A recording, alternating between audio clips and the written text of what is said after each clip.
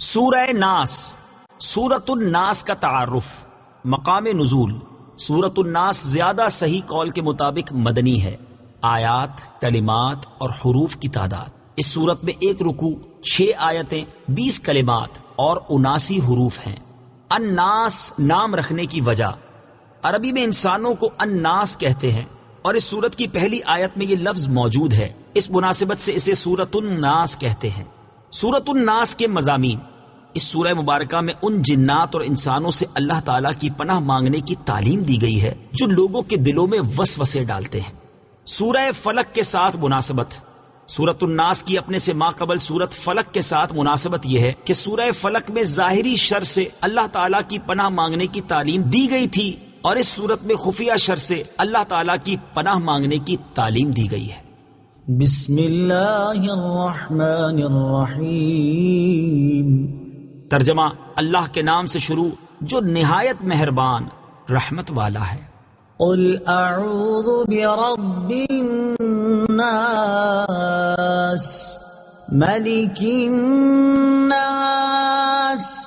الہ الناس من شر الوسواس الخناس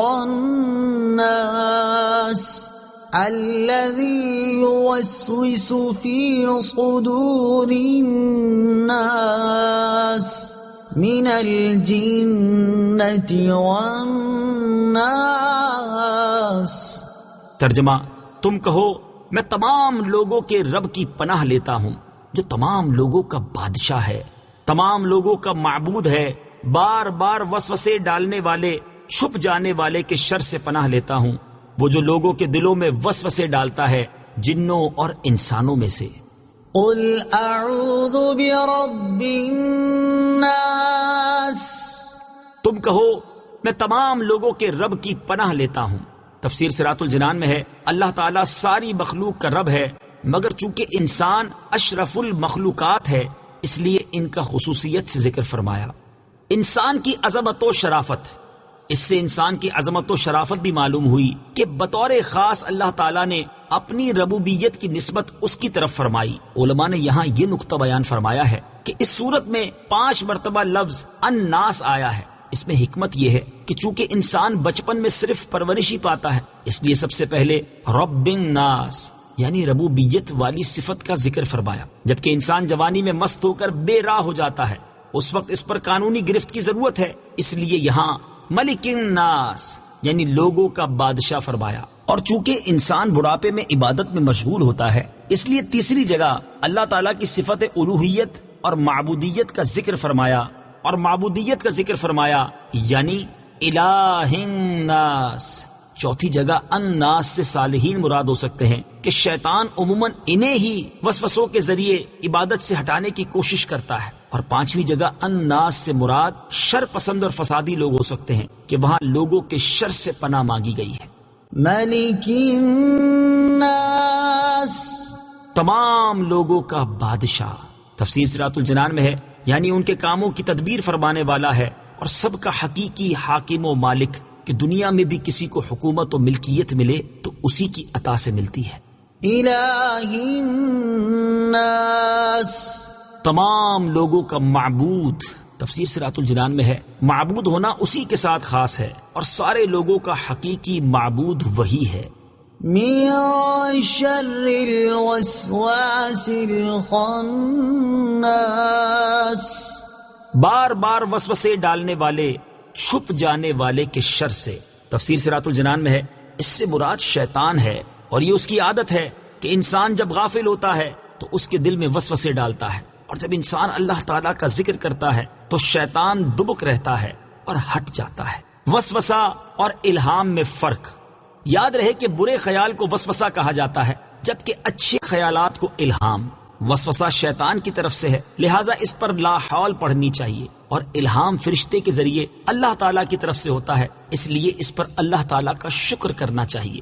نفس امارہ کے غلبے میں وسوسے زیادہ ہوتے ہیں جبکہ نفس مطمئنہ کے غلبے میں الہام زیادہ۔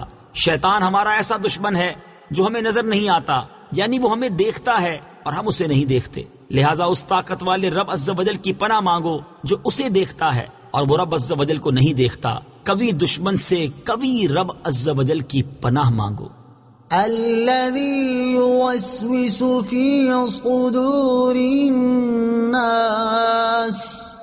وہ جو لوگوں کے دلوں میں وسوسے ڈالتے ہیں، یعنی شیطان زبان و آواز سے نہیں بہکاتا بلکہ براہ راست دل میں اثر ڈالتا ہے، بری چیز کو اچھی کر دکھاتا ہے، خود دشمن ہے مگر دوستی کے لباس میں آتا ہے، پھر جیسا انسان ہو ویسا ہی اسے وسوسہ ڈالتا ہے۔